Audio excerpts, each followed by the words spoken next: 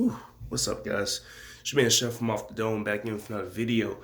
And today we're going to start a new series on the channel, which I was going to premiere January 1st, but I decided to start it today. And this is a decade in the making.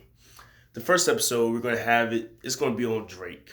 Because Drake, as we know, started his career in 2007, but really blew up in 2009. And it's the end of 2019, so I thought we honored Drake by giving him the first episode of a decade in the making.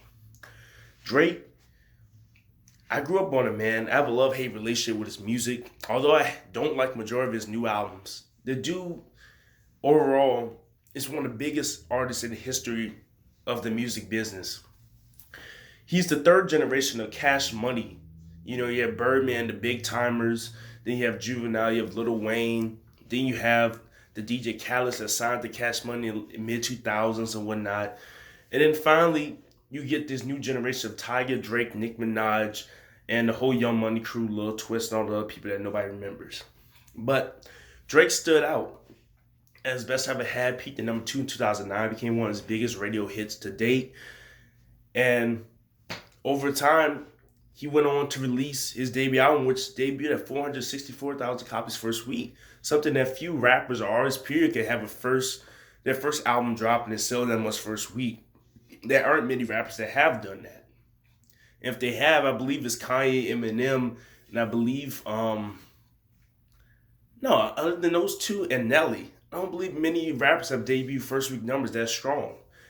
And even rappers these days wish they got first week numbers like that for their albums. This might be the third or fourth album. But see, we're so fortunate to have Drake still be around, because although Drake would have still survived through the era of, pop rap, which was the early 2010s. Then we moved on to more of the conscious type hip hop. Then now we're into the, drug infused trap beats hip hop we've been seeing since 2016 onward. Drake, although he had Find Your Love and a couple other singles that transcended the rap media, Nicki Minaj was the one from Young Money and Cash Money getting all the deals, opportunities in the pop world. She was the one going to talk shows. She was the one that were getting big features from different artists. She was on David Guetta songs. She had starships. She was bigger than Drake at one point in his career. But the tide changed, however, when he released Nothing Was the Same. See, Take Care already did good numbers first week, and it helped them having Rihanna on that song, Take Care, got him to pop radio. But Drake started getting this pop side dominance when Nothing Was the Same came out and Just Hold On, We're Coming Home came out. Started from the bottom, as well as the model were anthems for hip-hop crowds. It stuck around for years, and there's still sayings to the day. We say started from the bottom, we say YOLO still. He's always had great one-liners that make you remember him. But when Nothing Was the Same came out, he released Just Hold On, We're Coming Home. Pop radio loved that single, and R&B listeners loved that single as well. That single kept him in rotation. Then Drake started becoming Lil Wayne and Kanye and T.I. He started featuring on every single track. 2014, 2015. You had a remix of Tuesday with Drake on it. He has Believe Me with him and Lil Wayne on that thing. He released the Catch Up in 2014 to get you ready for his album Views, which was really supposed to come out in 2015 but never did. But, however, in 2015, he gave us two albums that would redefine the rest of his career and solidify his spot in hip-hop and pop. He released If You're Reading This Is Too Late, which had great debut and first week numbers, and songs like Energies and 10 Bands. And, those songs right there, those were vibe songs. Those were songs we all sang in the club. Those songs we all got lit to. But when What a Time to Be Alive came out with Future, it kind of helped Drake usher in a new wave in the era of trap beats and trap and Molly-induced hip-hop. When Jumpman became a huge successful singer, Big Rings is another one. My favorite off the album, I'm the Plug, and Diamonds Always Dancing. Digital Dash is another good hit off the album. Drake now had a slew of bangers. And then in 2015, his famous verse, all I gotta do was put my mind to this shit. That one line right there, that had everybody popping off.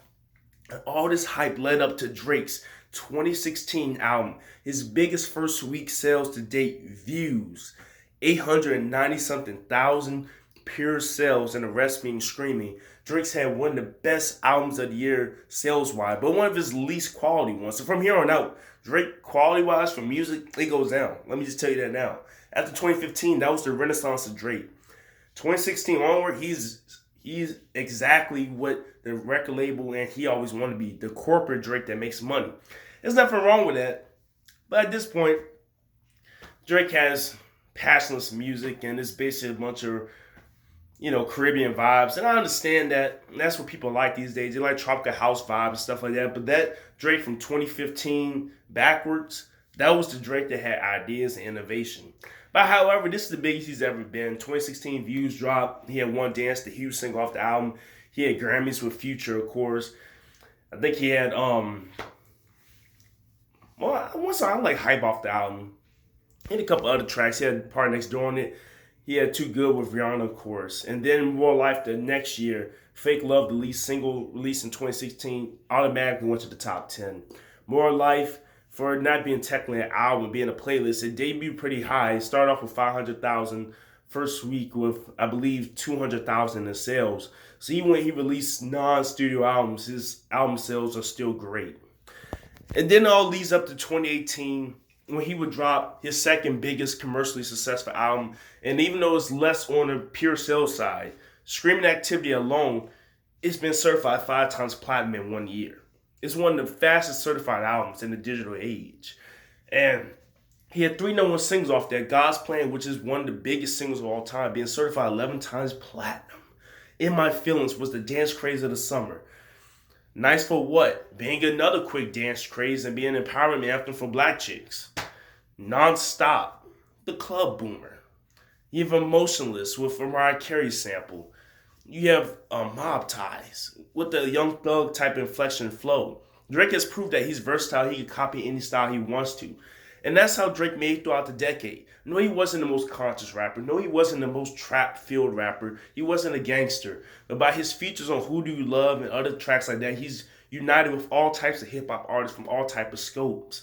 He remixes every song and somehow it comes out on top.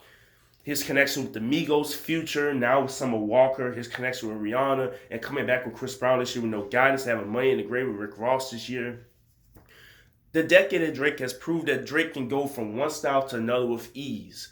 And this is why my first episode of A Decade in the Making goes to Drake. And he has become truly the standout superstar of the 2010s decade. Check in next time, guys. I got a new episode of A Decade in the Making. Next time will be another artist who started in 2009 as well and is currently on top of the pop music game.